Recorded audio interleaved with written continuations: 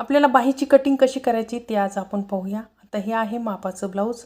मापाचं blouse आपण म्हणजे व्यवस्थित असं पसरून घ्यायचं, बरोबर करून घ्यायचं आणि याची लांबी करून म्हणजे पाहिजे आहे लांबी किती आहे तर लांबी आहे आपली 8 इंच। बाही टाकताना आपण 9 इंच टाकायची आहे। आता हा आपण घडी टाकली आहे, 4 पदरी घडी आहे आणि ब्लाऊज आपण उलट करायचं।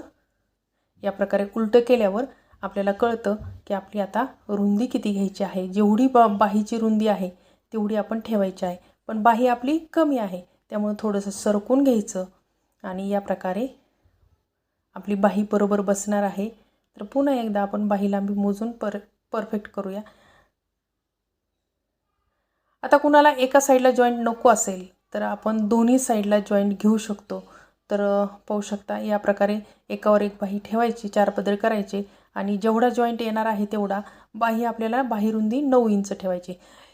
जर तुम्ही असं केलं तर तुम्हाला कोणत्याही मापाच्या ब्लाऊजची बाही कट करता येणार आहे, कधी चुकणार नाही, कधी म्हणजे मार्जिन कमी पडणार नाही। या प्रकारे जर तुम्ही बाही कट केली तर बघू शकता आपण बाहीमध्ये 8 आहे तर 9 ठेवायची।